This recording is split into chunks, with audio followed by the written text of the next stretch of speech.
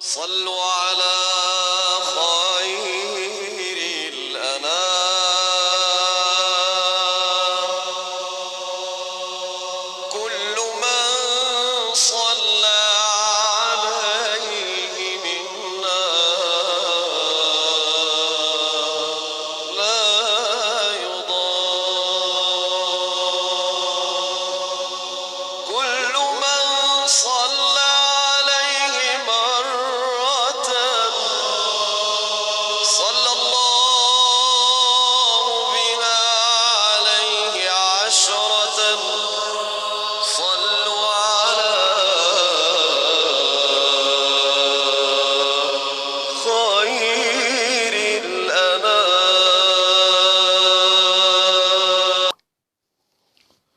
Bon, donc on commence. Bismillah ar-Rahman ar-Rahim. Salatu wassalamu ala ashrafil mursalin sayyidina Mawlana Muhammadin wa ala alihi wa sahbihi ajma'in. Donc aujourd'hui on commence des exercices d'Al-Jawr al-Niyar sur un nouveau thème, les sous-espaces vectoriels. Donc chapitre 2, les sous-espaces vectoriels. Donc c'est l'exercice donc ici. Donc nous avons aujourd'hui nous allons donc voir la notion de sous-espace vectoriel. Nous avons vu la notion dans le chapitre 1, on a fait des exercices sur la notion d'espace vectoriel, la notion de base, de système libre, système générateur, dimension, etc. Donc aujourd'hui, donc nous allons voir la notion de sous-espace vectoriel. Sous-espace vectoriel. Bon, on commence par le premier exercice. Nous avons donc E égale, donc le plan ici c'est R2, donc R2 muni de plus et la multiplication, les deux lois. La loi interne c'est plus, et la loi externe c'est la multiplication que je désigne par un poids. Et F, l'ensemble des XY appartenant à RD, donc vérifions AX plus BY plus C égale 0. Bon, nous allons voir géométriquement qu'est-ce que ça représente, donc cet ensemble. La question, F est-il un sous-espace vectoriel de R2? L'ensemble F, muni de plus et multiplié, est-ce que c'est un sous-espace vectoriel de R2, de E? Bon, solution d'exercice. Bon, je vous laisse faire cet exercice, et après, donc, on va le corriger. Bon, ça, c'est un exercice très simple. Ça, c'est un exercice très simple. Donc, je vous laisse un peu réfléchir sur cette question, et après, donc, on la fait ensemble. Bon. Bon, on va rapidement, donc pendant 2-3 minutes, donc on va rapidement donc, définir c'est quoi un sous-espace vectoriel.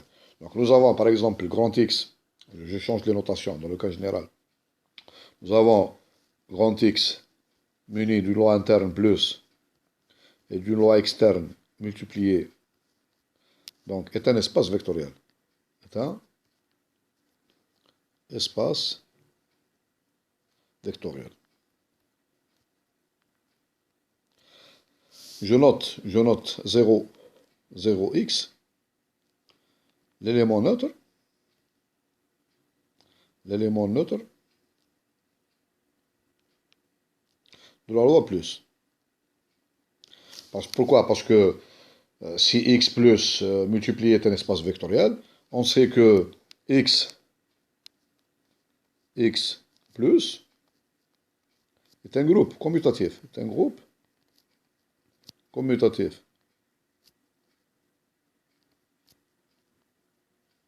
Ça veut dire que dans l'ensemble X, avec la loi plus, donc il y a un élément neutre. Je note 0x, l'élément neutre du groupe X plus. Voilà. Bien sûr, espace vectoriel, ça veut dire qu'il définit les axiomes d'un espace vectoriel. La loi plus est stable par rapport... est stable. La loi plus est stable. La loi externe aussi est stable. X plus est un groupe commutatif. Et la loi multipliée, donc, elle vérifie les autres propriétés d'un espace vectoriel. Maintenant, je prends un ensemble Y qui est contenu X. Contenu dans X. On dit que Y plus... Bon, il faut que les éléments de Y appartiennent à X, sinon on ne peut pas parler de sous-espace. Donc Y, c'est une partie de X. Y plus multiplié, simplement, est un sous-espace, est un sous-espace, est un sous-espace vectoriel de, x plus multiplié si y, ou y, donc y plus multiplié, est un espace vectoriel. Lui-même est un espace de façon simple. Si y plus multiplié est un espace vectoriel. Ça ne veut pas dire y plus multiplié est un sous, le mot sous, donc une plaisanterie ici, donc lorsqu'on écrit dessous, ça veut dire il a des propriétés moins qu'un espace. Là, non, c'est pas ça le sens. Le sens c'est que sous hadi jaya, parce que les éléments sont des éléments de x. Tous les éléments de y sont des éléments de x. Mais un sous-espace vectoriel, c'est un espace vectoriel. Il faut qu'il soit un espace vectoriel. Qu'est-ce que ça veut dire ça? C'est simple. Qu'est-ce que ça veut dire y plus multiplié lui-même est un espace vectoriel. Ou c'est un espace, lui-même c'est un espace vectoriel. Ça veut dire que la loi plus, on sait que plus est stable. Est stable dans x. On sait. Parce que x plus, car x plus est un espace vectoriel. C'est un espace vectoriel.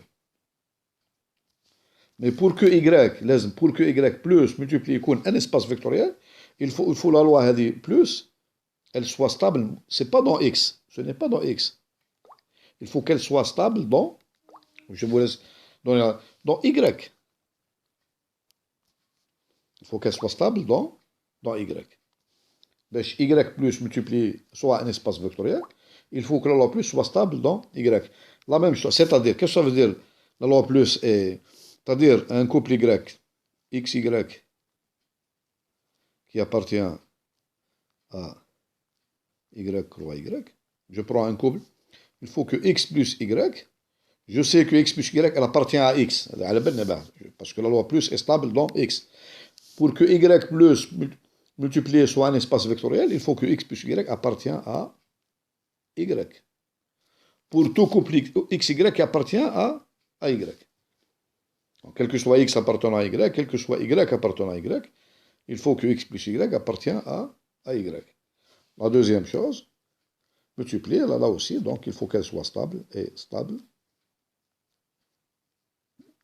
dans y. La loi externe, il faut qu'elle soit stable aussi dans y. C'est-à-dire, quel que soit lambda appartenant au corps K, quel que soit x appartenant à y maintenant, il faut que lambda x, il faut qu'elle appartienne à y. Eh bien, ça c'est la stabilité. Et bien sûr, nous avons les autres propriétés. Nous avons y plus, il faut qu'il soit un groupe commutatif. Et encore, donc la loi multipliée, donc elle vérifie les autres axiomes d'espace vectoriel. Voilà. Voilà ce que ça veut dire que y plus multiplié est un espace vectoriel. Donc, vous avez compris c'est quoi un sous-espace vectoriel. Maintenant, nous allons donner un théorème qui va nous simplifier pour démontrer que y plus multiplié est un sous-espace vectoriel. Voilà. Bon, maintenant, on revient à notre exercice. Bon, avant l'exercice, bon, on va établir un théorème. Donc, on va écrire un théorème rapidement. Donc, théorème. Donc, ça nous facilite, donc ça nous facilite de démontrer qu'un espace vectoriel, un sous-espace vectoriel. Théorème. On le fait dans le cours. Donc, soit x muni de deux lois, une loi interne, que je note plus, et une loi externe, une loi externe que je note point. Un espace vectoriel. Donc, un espace vectoriel.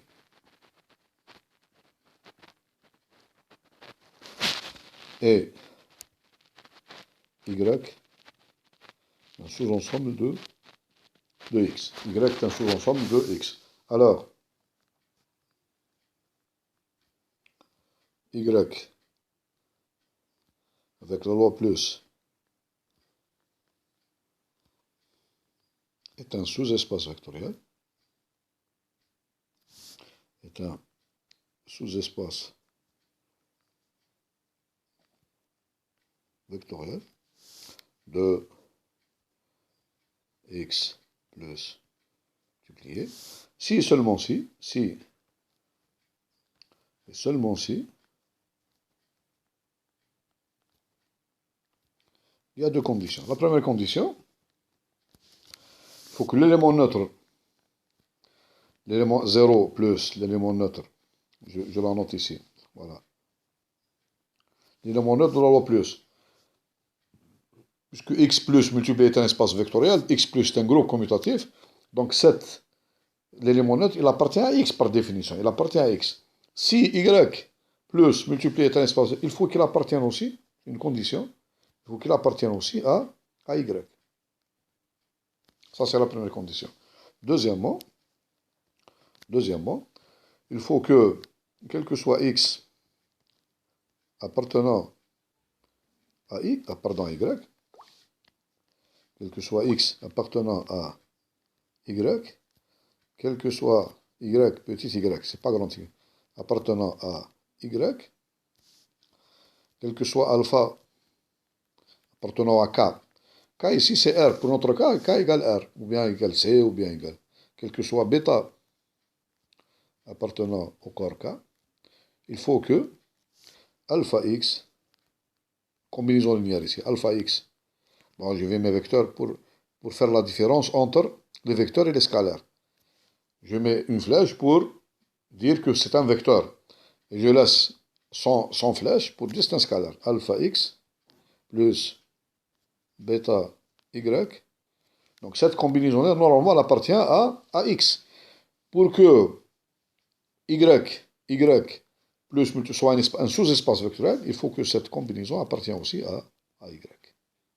Voilà. Si j'arrive à démontrer que 1 et 2 est vrai, 1 et 2 est les deux en même temps, alors y plus multiplié est un sous-espace. Bon, on démontre ça facilement que si on a 1 et 2 est vrai, alors y plus multiplié est un sous-espace vectoriel de x plus multiplié. Voilà, c'est ce qu'on va appliquer dans nos exercices. Bon, maintenant, on passe à la solution de l'exercice. Donc, nous avons ici, nous avons dit E égale, donc l'espace vectoriel R2, c'est le plan entier, la loi plus, c'est la loi multipliée. Je prends ici F égale, donc je vais l'écrire ici, F égale l'ensemble des xy, donc qui vérifie AX plus BY plus C égale 0.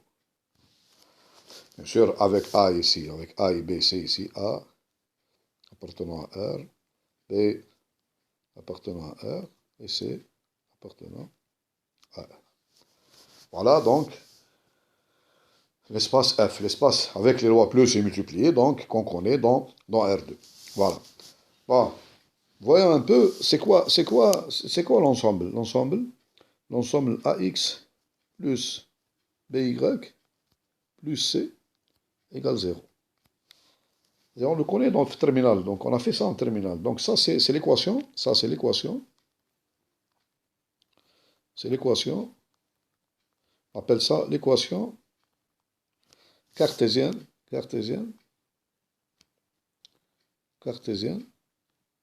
d'une droite. C'est l'équation cartésienne d'une droite. Avec le vecteur normal. Cette droite, elle a un vecteur normal n, que je note n. Il est de coordonnées, donc ici, AB, avec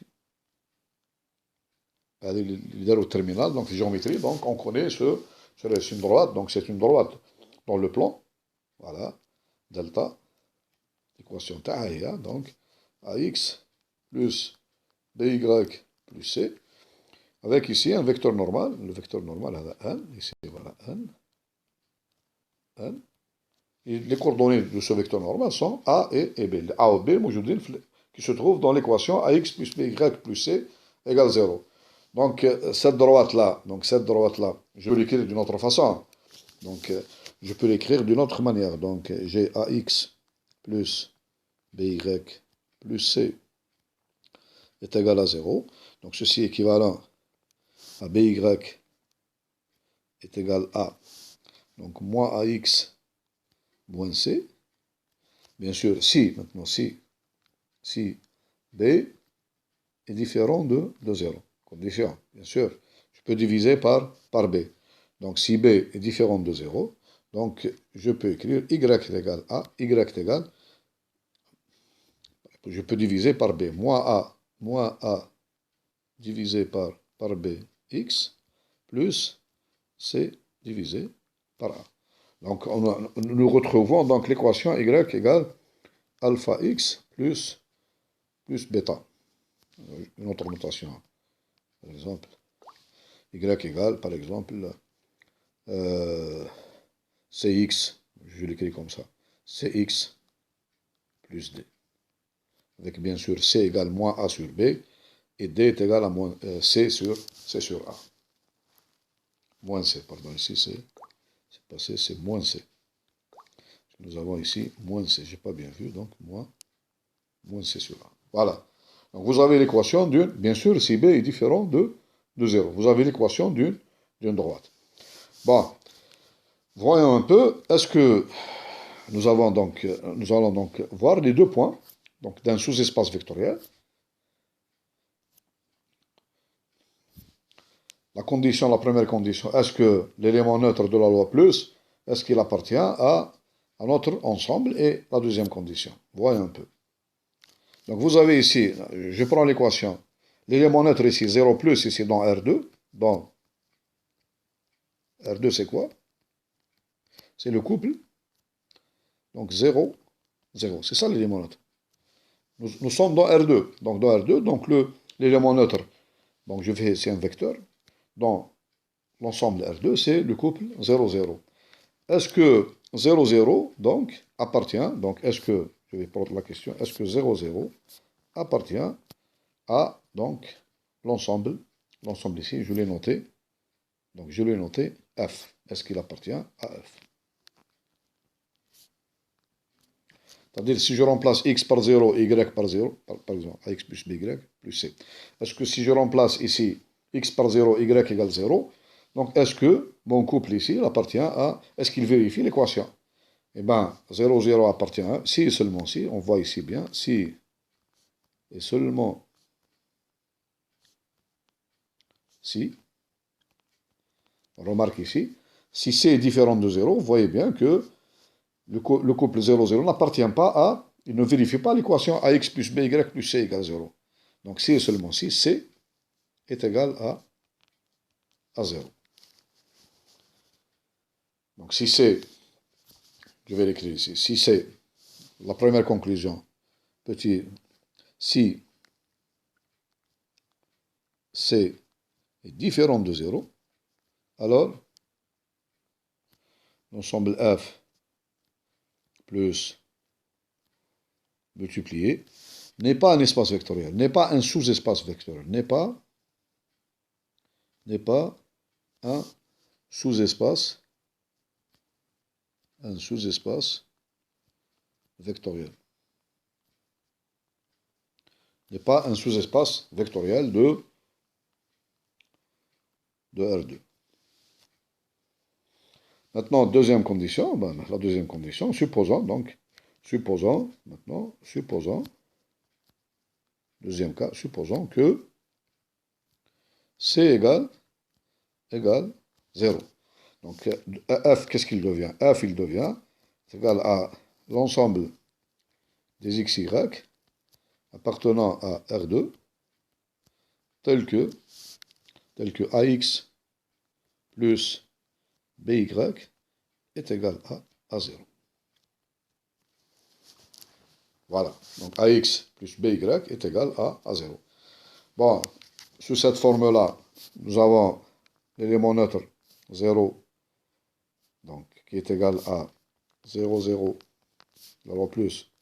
Bien sûr, il appartient à f, parce qu'il vérifie l'équation, parce que vous avez a multiplié par 0 plus b multiplié égale 0, donc il appartient à f. Deuxièmement, bon, je vais prendre, bon, je vais prendre deux éléments. Donc je vais prendre par exemple, je vais prendre deux éléments qui appartiennent à f. Comment je vais les noter? Je vais prendre par exemple x, un vecteur, qui est égal à x1, y1, il appartient à f. Donc qu'est-ce qu'il vérifie? Donc x qu'est-ce qu'il vérifie? Il vérifie a x1 plus b y1 est égal à 0. Je prends un deuxième élément, petit y, est égal à, pardon, ici je prends x1, x2. Je le note comme ça, x égale x1, x2. Il appartient à f, donc j'obtiens ici, voilà, b, x2, est égal à 0. Y est égal à y1, y2, je le prends aussi dans f. Donc qu'est-ce qu'il vérifie? Il vérifie a, y1, plus b, y2 est égal à 0. Donc ça, c'est vérifié. Donc, je suppose que j'ai deux éléments qui appartiennent à f. Je prends alpha appartenant à R quelconque et bêta appartenant à R quelconque. Et je vais voir est-ce que alpha à quoi est égal? Est-ce que alpha x plus bêta y, est-ce que ceci appartient à f? C'est ce que je vais étudier. On va calculer à quoi est égal alpha x plus bêta y. Donc nous avons ici alpha x est égal à quoi? Alpha x est égal à alpha x1 plus, pardon, alpha x1, alpha x2. Et alpha y est égal à alpha y1, alpha y2. Donc nous avons alpha x plus bêta y est égal à, donc, est égal à alpha x1 plus bêta y1. Et le deuxième couple, c'est alpha x2 plus bêta y2. Voilà. Bon, nous allons voir qu'est-ce que ça veut dire que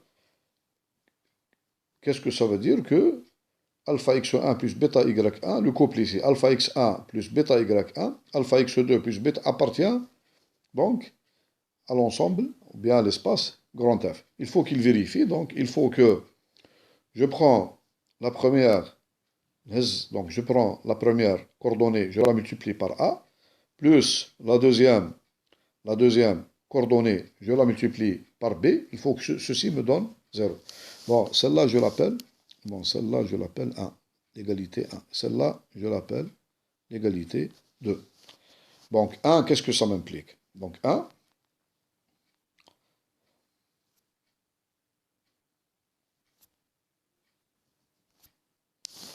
l'égalité 1, je la multiplie par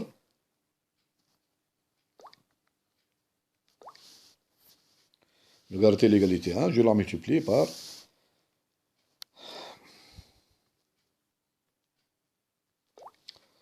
l'égalité 1, je la multiplie par alpha. Donc j'obtiens alpha a x1 plus alpha b x2 égale 0. La deuxième, je la multiplie par bêta, donc j'obtiens bêta a y1 plus bêta b y2 est égal à 0. Donc ça, c'est 1, 1. Donc ici, 3 et 4. Et j'ajoute 3 à 4. Donc 3 plus 4 me donne 3 plus 4, ça donne. Donc j'obtiens alpha AX1 plus, pardon, ici je mets A en facteur, donc j'obtiens A facteur 2, A facteur 2 alpha x1 plus bêta y1.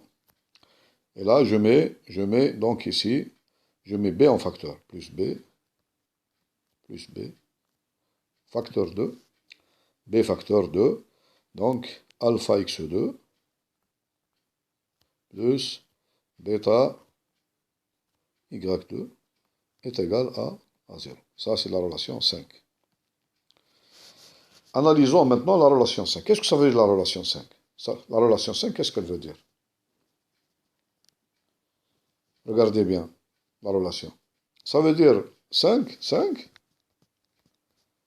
veut dire, exactement, veut dire que je multiplie l'élément le premier, je le multiplie par A, plus le deuxième élément, je trouve 0. Ça veut dire que le couple ici, le couple alpha x1 plus bêta y1, et le deuxième, alpha x2 plus bêta y2. Ce couple-là, il appartient à f. Or, ce couple, revenons ici maintenant.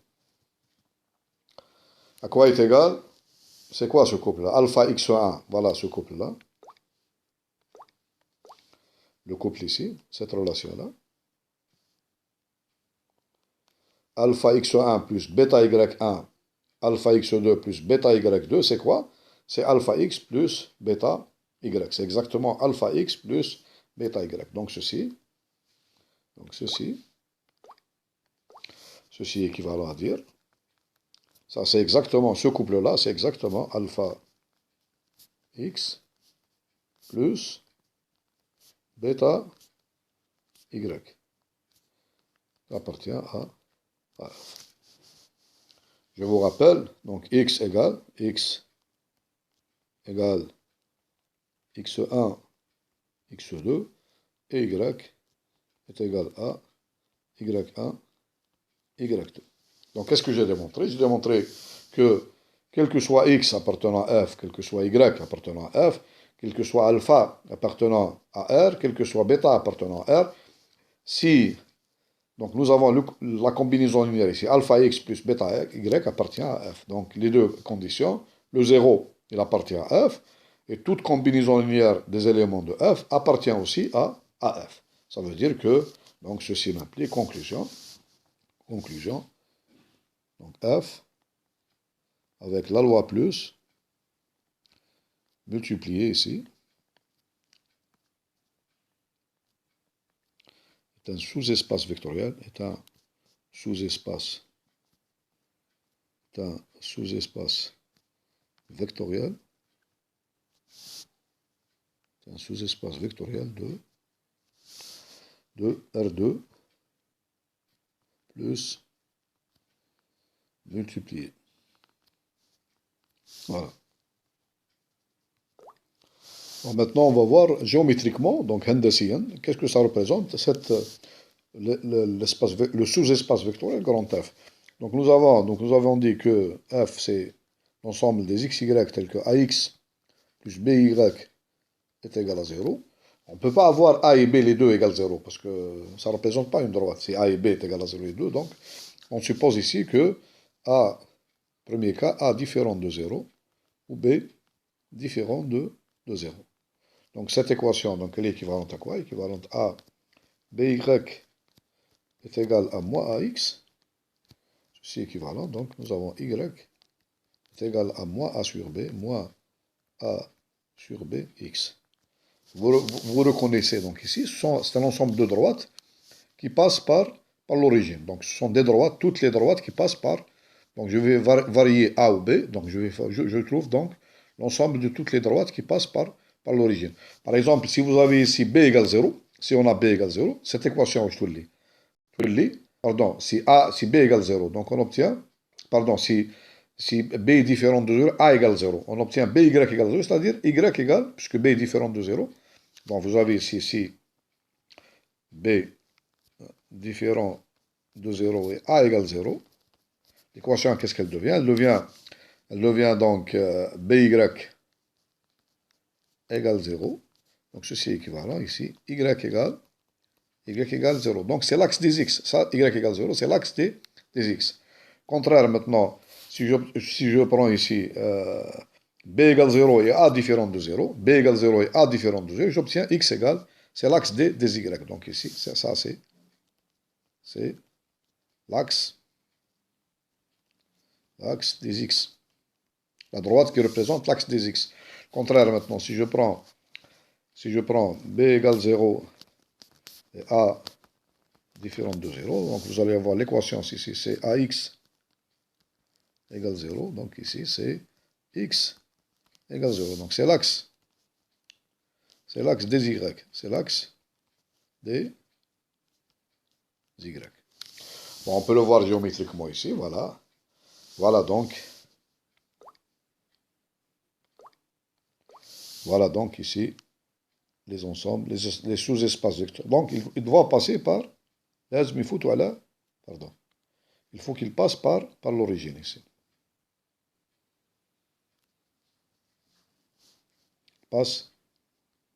Doit passer par l'origine. Donc ici grand F aussi, donc.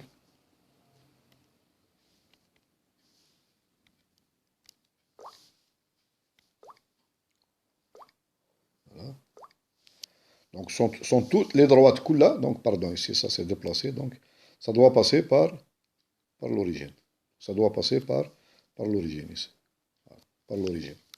Donc vous avez F ici comme ça. Vous avez toutes les droites, donc, qui passent par l'origine.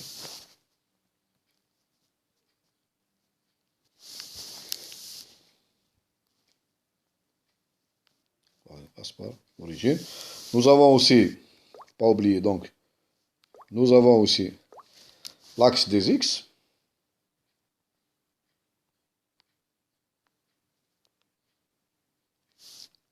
C'est Y. C'est un sous-espace vectoriel. Nous avons aussi l'axe des Y. Donc aussi, c'est un sous-espace vectoriel. Mais, si je prends une droite qui ne passe pas par l'origine, ce n'est pas un sous-espace vectoriel de R2. Voilà. Bon, maintenant je pose une question.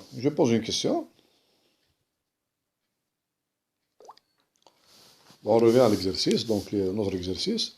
Donc j'ai changé un peu les questions, donc j'ai rajouté une autre question. Au lieu de se poser la question est-ce que F est un sous-espace vectoriel, donc montrer que F est un sous-espace vectoriel de E. On l'a démontré ça. On a démontré que l'ensemble des XY tel que AX plus BY plus C égale 0, avec C égale 0, est un sous-espace vectoriel de F.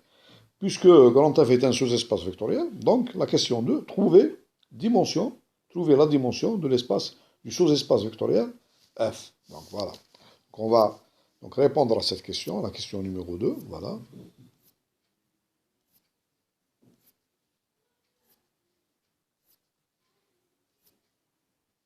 On arrive, voilà. Voilà, de question numéro 2, 2. Donc on a dit que grand F est un sous-espace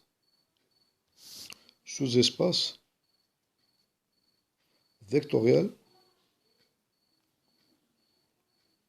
de E, qui est égal à R2. Puisque F est différent de 0, donc on a F est différent de 0, donc on a ou bien dimension de F, elle est égale à 1, c'est-à-dire il est généré par un seul vecteur, ou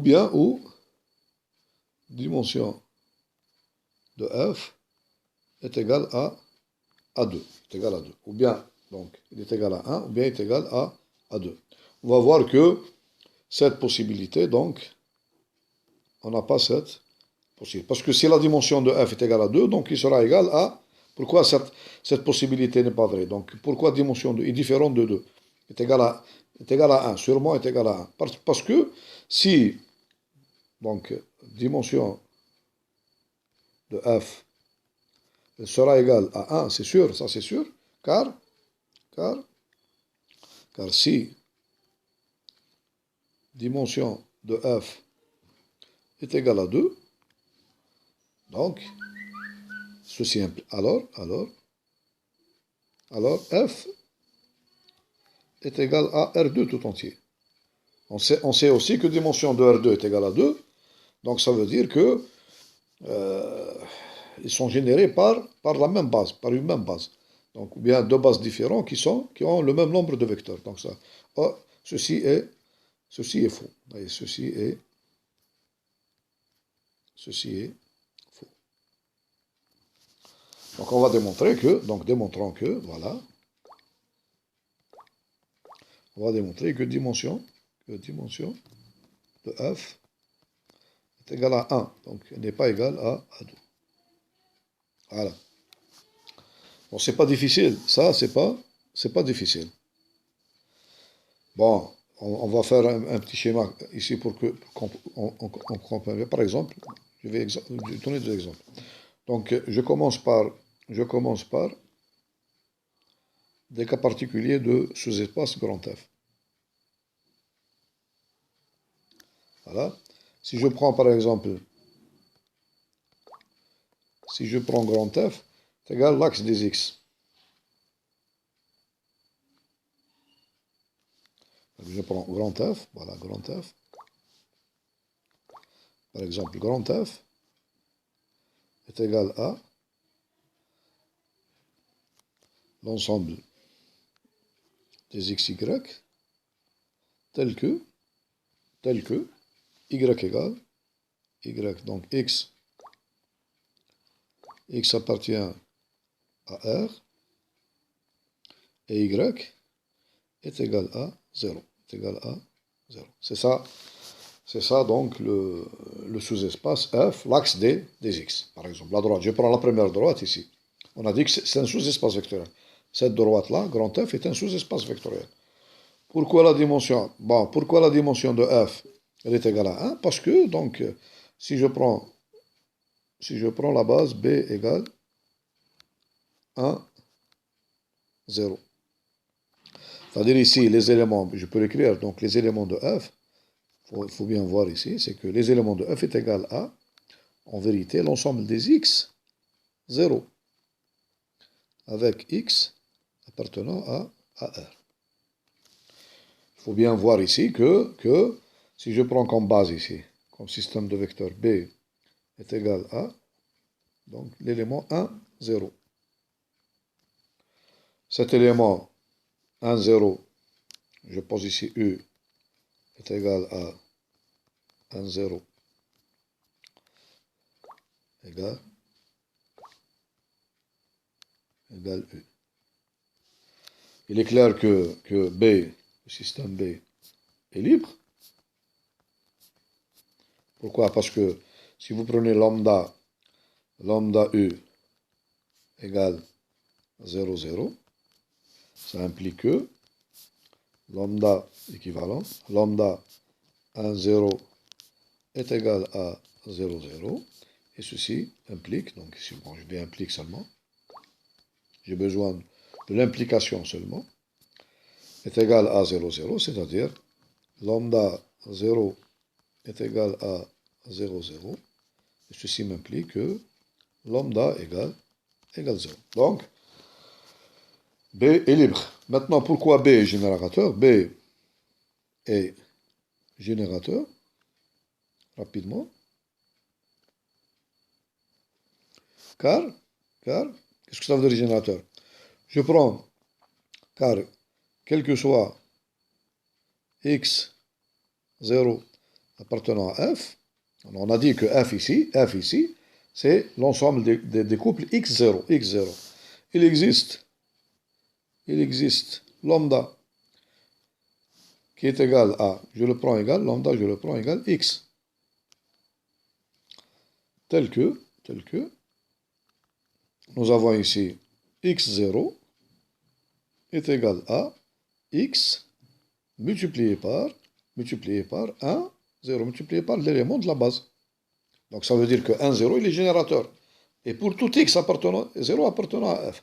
Donc il existe lambda qui est égal à x, je prends lambda égale x, tel que x0 est égal à, que ce soit des générateurs. Tout élément s'écrit comme combinaison linéaire des éléments de la base. Les éléments de la base, ici, on a un seul vecteur. Le vecteur est 1, 0.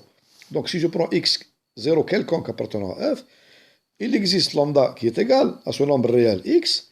J'ai bien sûr x0 est égal à x multiplié par 1, 0. Donc il est générateur. Donc ceci implique que B, la famille B qui est égale à 1, 0, est une base de f. Une base de f. Combien d'éléments y a-t-il dans cette base? Il y a un seul élément, qui est l'عنصر واحد. Donc ceci implique que dimension de f est égale à 1. Ça, c'est le cas particulier. Lorsque f est égal à l'axe D, la droite qui est ici représentée par l'axe des x. Bon, la même chose. Si je fais la même chose, je prends, bon, ici, je dessine R2, c'est le plan, R2, voilà. Et je prends, au lieu que je prenne l'axe des x, je prends l'axe des y, l'axe à droite. Voilà. Ça, c'est f. La même chose. On a dit que f, comme ça, c'est un sous-espace vectoriel de R2. Et je peux démontrer facilement que sa dimension est égale à 1. C'est la même chose qu'on a fait tout à l'heure. Maintenant, je prends ici, f est égal à quoi dans ce cas ici? F est égal à l'ensemble des couples xy avec ici les éléments qui appartiennent à f. Comment ils s'écrivent? Ils s'écrivent donc 0y. Donc avec ici, x égale 0 et y appartient à R tout entier. C'est-à-dire, l'ensemble f en généralité est égal au couple, donc ici, 0, y. Avec ici, y appartient à R. Quelle est la base dans cet espace, dans ce sous-espace vectoriel? La base, ici, je peux prendre B, vous voyez bien, B égale, donc, le contraire, maintenant, c'est 0, 1. Ça, c'est une base de f. Pourquoi? Parce que la même chose, on fait la même chose. C'est par exemple 0, 1, 0, 1, le 0, 1, la famille 0, 1 est libre.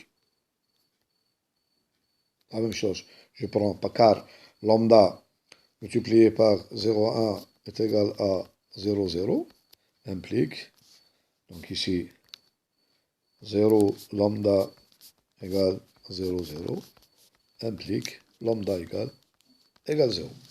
Pourquoi c'est générateur? Parce que, quel que soit l'élément qui était 0y, qui appartient à f, parce que les éléments de f s'écrivent sous la forme 0y. Donc ici, il existe lambda. La même chose, lambda ici est égal à y. Lambda vérifie.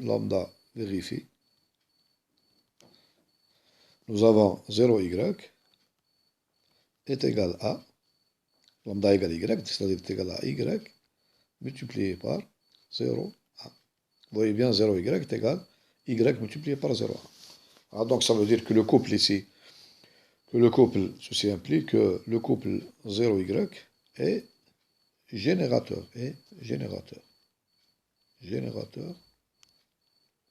de f. Donc, libre et générateur, donc ceci implique que la famille B qui est égale à 0, 1, ici, donc est une base du sous-espace sectoriel f de f. Donc, combien d'éléments y a-t-il dans cette base? Donc, il y a un seul élément. Donc, dimension de f est égale à 1. Est égal à 1. Voilà.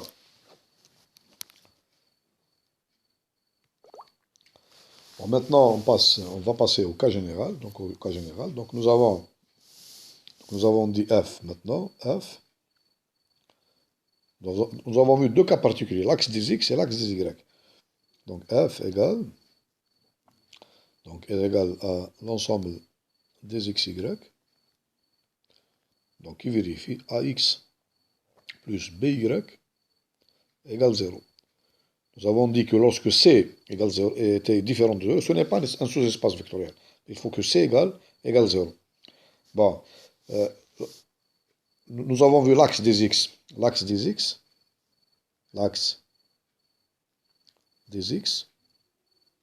il correspond à, donc le cas où, donc ici, l'axe des x, il correspond à, en vérité, c'est l'axe des x, c'est y égale 0.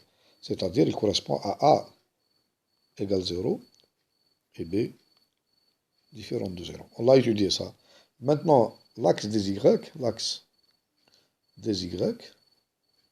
il correspond à B égale 0. B égale 0 et A différent de 0. C'est-à-dire, nous avons ici, on obtient ici, A égale 0 et B différent de 0. Donc, vous allez avoir ici Y égale 0. Vous avez B égale 0 et A est différent de 0. Donc, vous allez avoir ici X égale 0. C'est l'axe des X, ça c'est l'axe des Y. On a étudié ces deux cas. Donc, on a étudié ces deux cas. Donc, l'axe des Y et l'axe des X. On a démontré que ils sont des sous-espaces vectoriels de dimension 1. Maintenant, le troisième cas, donc le cas général, A différent de 0 et B, on prend les deux différents de 0. Voilà. Donc nous avons ici, on va démontrer, donc que nous avons AX plus BY égale 0, donc équivalent, à dire que BY est égal à moins AX, équivalent à Y est égal à moins A sur B, X. Ça devient le sous-espace vectoriel F. Il devient comment? C'est l'ensemble des X. Au lieu que j'écrive AX plus BY égale 0, donc je remplace Y par moins A sur B, X. Voilà. Donc F, il devient l'ensemble des X moins A sur B, X.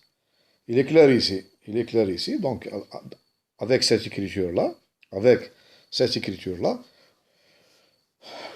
quelle est la base, quelle famille de vecteurs on peut prendre?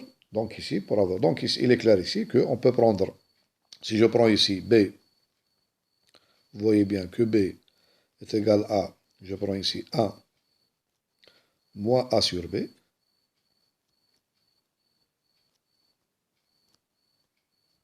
Ça, c'est une base. Pourquoi? Parce que B, je commence par B et générateur.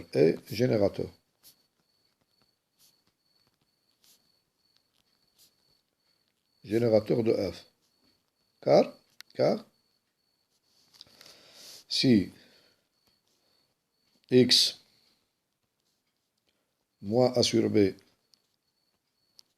X appartient à F, un élément quelconque de F qui s'écrit sous cette forme-là, il existe lambda. Quoi est égal lambda?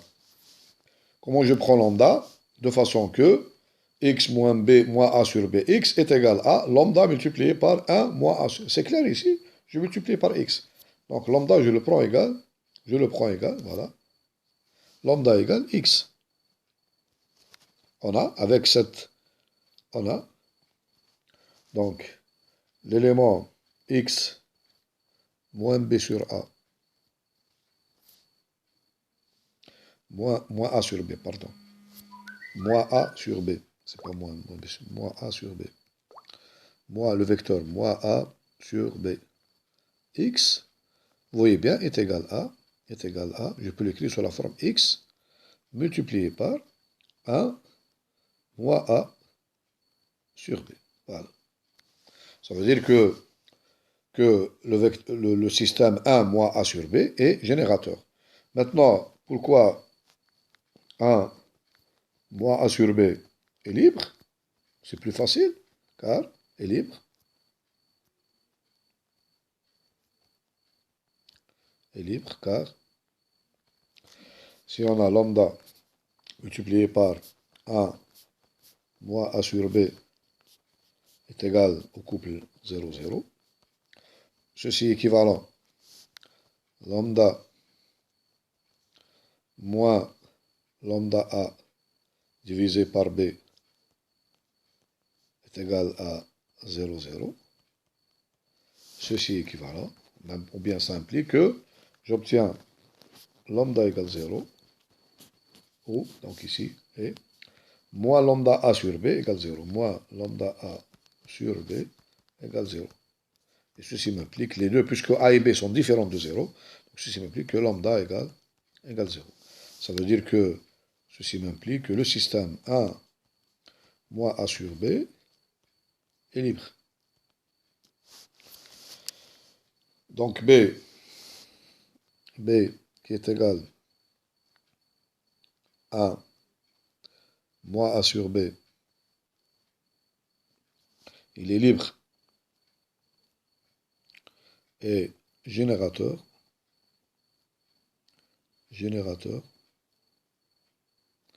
de F implique B est une base de F. Pardon, ici c'est donc un couple.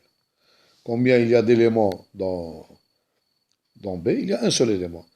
Attention, il y a des étudiants, ils voient ici deux éléments. Non, l'espace c'est R2, donc on est dans R2. Donc les éléments sont des couples. Donc nous avons un seul couple ici. Donc ceci implique que dimension de F, elle est égale à A1. Voilà.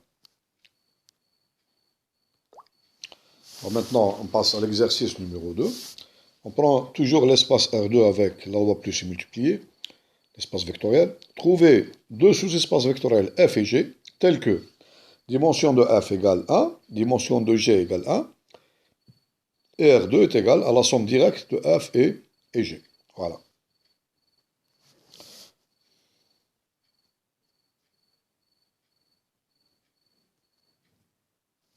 Donc, solution de l'exercice. Donc, on va commencer la solution.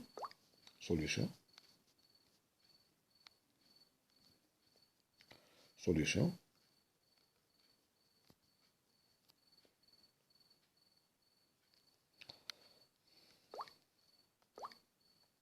Voilà. Donc, qu'est-ce que ça veut dire que par exemple, un espace E est égal à la somme directe F plus G. Ça veut dire que F, par définition, ça veut dire que F est un sous-espace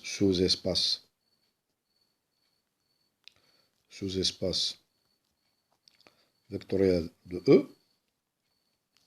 G, la même chose. Qu'est-ce que ça veut dire cette écriture? Ça veut dire que quel que soit x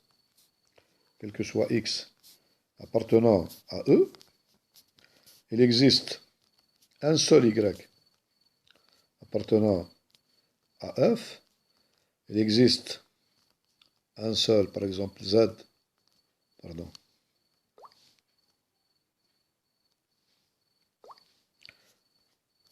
il appartient à F, il existe un seul Z appartenant à G, tel que X est égal à Y plus Z.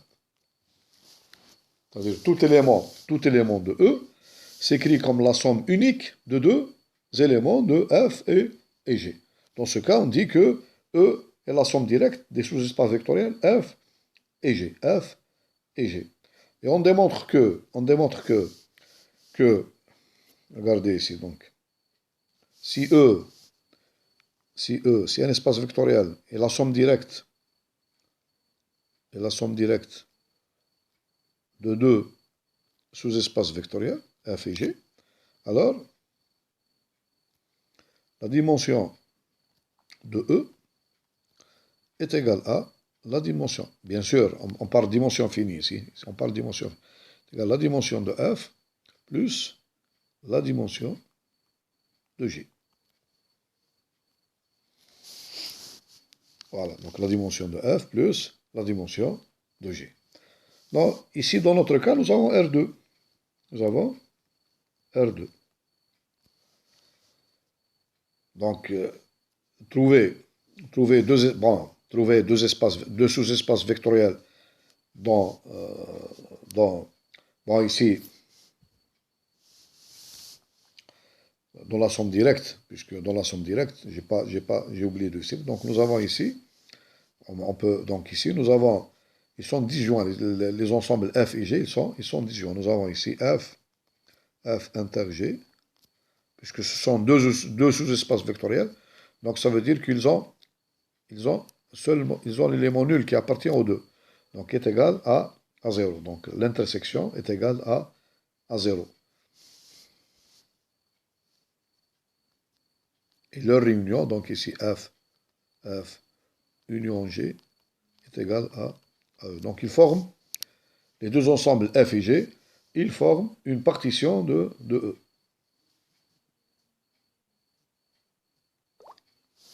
Bon, si je prends l'espace R2, si je prends XY quelconque dans R2, bon, il est clair que XY est égal à quoi? Donc je peux l'écrire sur la forme X0 plus 0, Y. Donc, tout élément est cette écriture, elle est unique. Cette écriture, elle est unique. Donc, je peux écrire de cette façon, je peux écrire donc d'une seule manière cette écriture.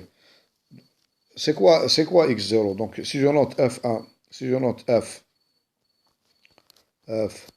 l'ensemble des x0, avec x appartenant à R, ça c'est l'axe des x, l'axe des... On a dit que c'est un sous-espace vectoriel de dimension 1, et je note G, l'ensemble des couples de la forme 0y, avec y appartenant à R. C'est l'axe des y. L'axe des y. Donc il est clair que nous avons ici R2 égale F plus G. Parce que tout couple XY s'écrit de façon unique X0 plus 0Y. Et dans le cas général, dans le cas général, si je veux par exemple, regardez ici par exemple,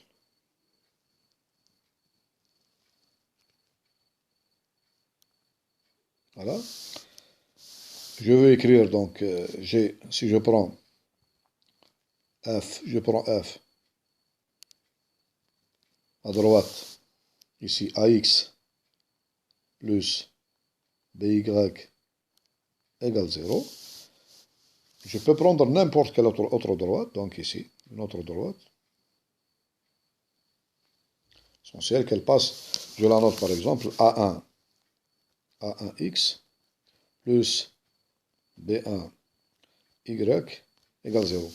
Si je note donc ici F est égal l'ensemble des X, Y, tel que AX plus BY est égal à 0. Je note G est égal à, donc aussi l'ensemble des XY, tel que A1X plus B1Y est égal à 0. Est-ce que nous avons R2 est égal à F, dans le cas général de F plus G? Donc je vous laisse réfléchir à cette question, et après donc on va répondre à cette question. On va répondre à cette question. Est-ce qu'on a dans le cas général, donc est-ce qu'on a R2 est égal à F plus G? Bien sûr ici nous avons donc A1 est différent de A, B1 est différent de B, donc c'est normal. parce que si elles sont égales, donc on va obtenir, donc deux droites, elles sont confondues, donc elles seront confondues. Donc on a dit le cas général, donc si on a E égale R2, donc F égale l'ensemble des x, la première droite, AX plus BY égale 0, la deuxième droite G, donc l'ensemble des x, y, tel que A1x plus B1y égale 0. Donc c'est-à-dire ici A différent de A1 et B différent de B1. Donc on peut écrire, donc si on a AX plus BY est égal à 0, donc ceci est équivalent à dire que Y est égal à, donc BY égale moins AX, moins A sur B, X. La deuxième équation, nous avons ici aussi Y égale Y. Donc si nous avons ici A1X plus B1Y est égal à 0, ceci est équivalent à dire Y est égal à moins A1 sur B1 X. C'est-à-dire nous allons avoir F, nous avons dit que F, ce sera l'ensemble, comme on les écrit, X, et Y est égal, donc, moins A sur B, X. G est égal à l'ensemble des X, moins A1 divisé par B1, X. Voilà. Donc nous avons dit que ceci est égal à quoi? Donc ceci est égal à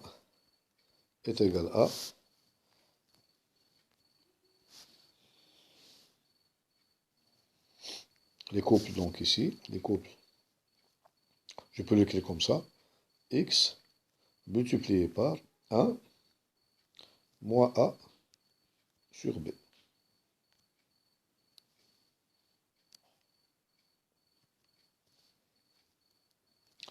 Et ceci, donc, c'est égal à, donc aussi la même chose, donc x multiplié par 1, pardon, 1 et moins A1 sur B1. Avec ceci, donc, qu'est-ce qu'on obtient? On obtient, si j'ai xy, soit xy appartenant à R2 quelconque, je peux écrire xy, donc, on termine l'exercice. Donc nous avons E égale R2 et F égale donc l'ensemble du sous-espace vectoriel défini par la droite AX plus BY égale 0.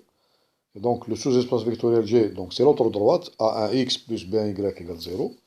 Nous avons dit que ces deux droites ne sont pas parallèles, puisqu'elles passent par le point 0 ici. Si elles sont parallèles, elles vont se confondre. Donc elles vont se confondre, parce qu'elles passent par le même point 0, 0, pour que F et G soient des sous-espaces vectoriels.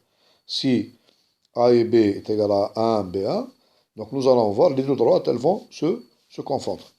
Donc elles ne peuvent pas être parallèles. Donc nous avons ici, donc, avec A différent de A1 et B, c'est-à-dire les deux droites ne sont pas parallèles. Donc nous avons, puisque les deux droites ici ne sont pas parallèles, donc on va écrire cette condition. Elles sont définies par deux vecteurs directeurs qui ne sont pas collinéaires. Donc nous avons nécessairement ici, nous avons A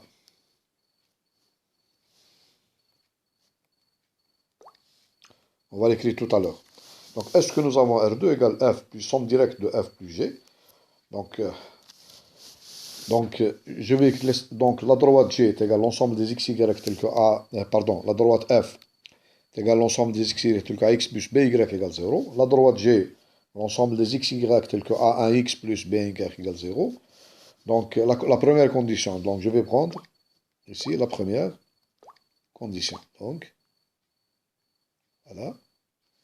Donc elle est équivalente à, donc y est égal à moins a sur b, x. Et la deuxième condition, elle est équivalente à y égale moins a1 sur b1, x.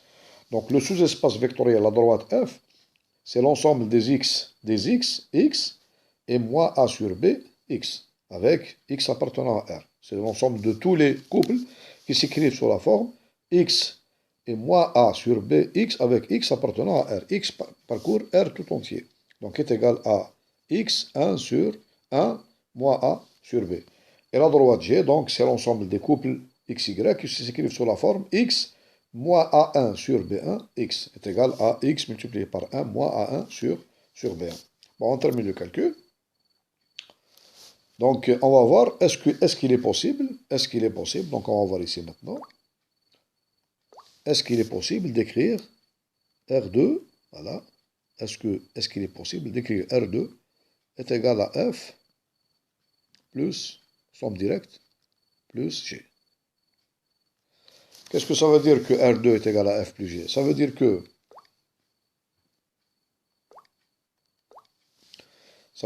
si je prends UV, soit U et V appartenant à R2 quelconque,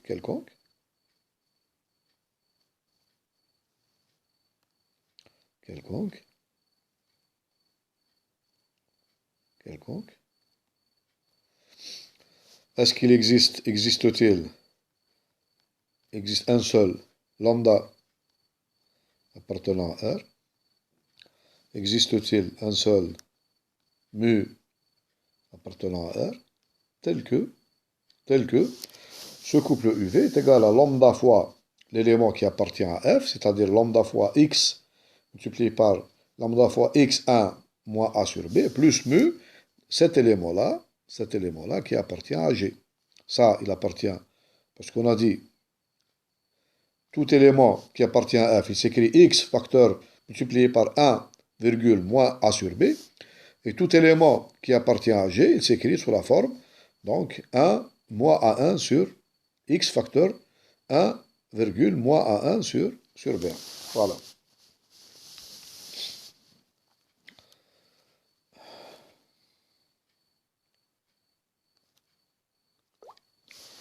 Bon, il vaut mieux ici que je mette ici, il faut que je mette ici.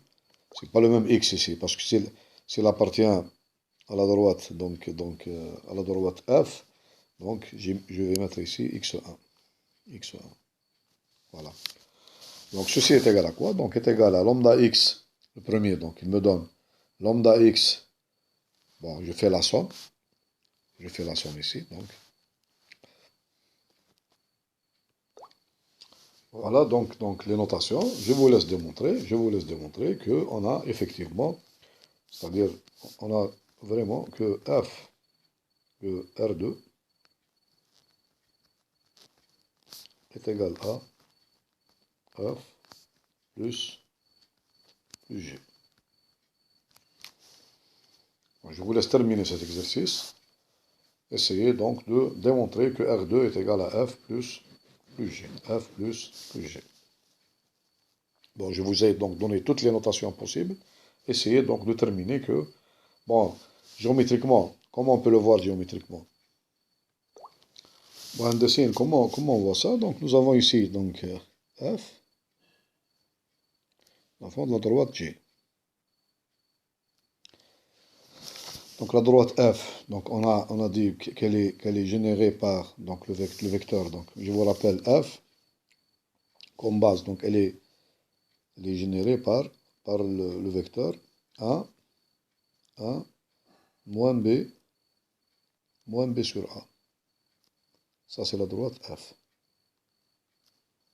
Et la droite G, elle est générée donc par le vecteur A, moins B1 sur A1.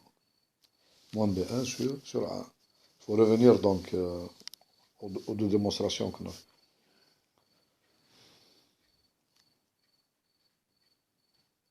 Voilà.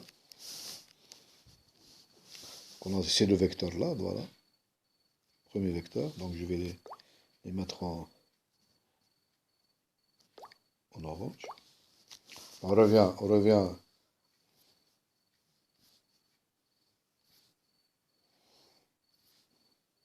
Voilà, on va se retrouver ça, voilà. Voilà. Donc nous avons trouvé, donc ici, voilà, je vous rappelle, Donc on a démontré que f comme base, donc 1 moins a sur b, pardon, moins a sur b. Ça c'est la base de f. Et la base de G, voilà, 1 moins a sur une autre base, donc la base de la droite ax plus by, ax plus by, ax plus by égale 0. Donc elle est générée par le vecteur 1, c'est un vecteur directeur, moins a sur b. Donc si je prends a1x plus b1y égale 0, ça c'est f, ça c'est g. Donc ce sera aussi généré par le vecteur 1 moins a1 divisé par b1. Voilà. Ce sont deux vecteurs qui génèrent donc, je fais toutes les combinaisons linéaires de ce vecteur, je vais trouver donc le sous-espace vectoriel F. Donc revenons maintenant à notre droite.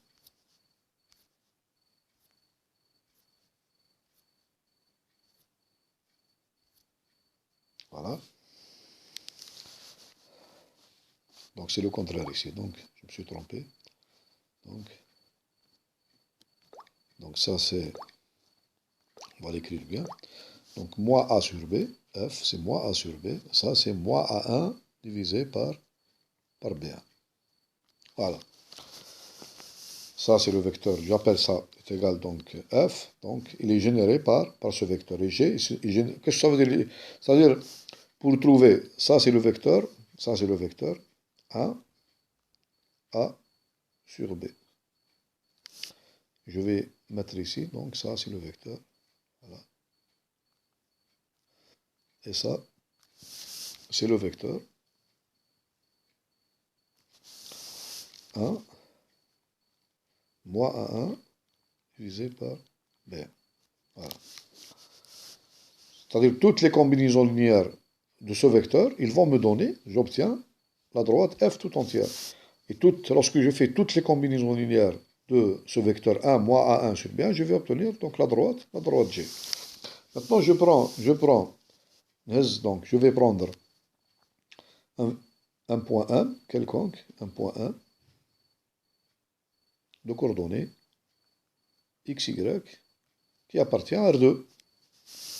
Je le prends quelconque. Voilà. J'ai pas assez d'espace ici pour le faire, donc je vais le prendre ici. Ça va pour voir seulement. Un de coordonnées x, y. C'est simple. Je peux donc, il faut voir ici, donc, comment je peux écrire m, x, y sous forme, une combinaison linéaire unique de la droite G et de la droite F. Donc, c'est la règle du parallélogramme. Donc, je vais faire donc, ici une parallèle qui passe par ce point-là. Voilà. Donc, je vais la dessiner en bleu. Voilà. Je vais tracer une parallèle. Donc, il passe par ce point-là. Il est parallèle à la droite F.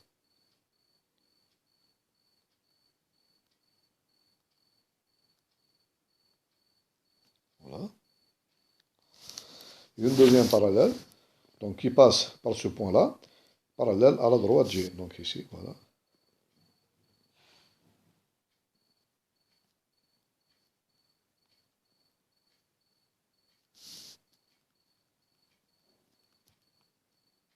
Voilà. Comme ça. Et vous voyez bien, donc, j'obtiens mes deux vecteurs. Donc les deux vecteurs, allez, on va les mettre ici en rouge. Voilà, en rouge. Les deux vecteurs qui m'intéressent, c'est ce vecteur-là. Voilà. Voilà. Et ce vecteur-là. J'ai bien ici, voilà. J'ai OM est égal à, donc lambda, ce point-là, je vais l'appeler par exemple I, grand I.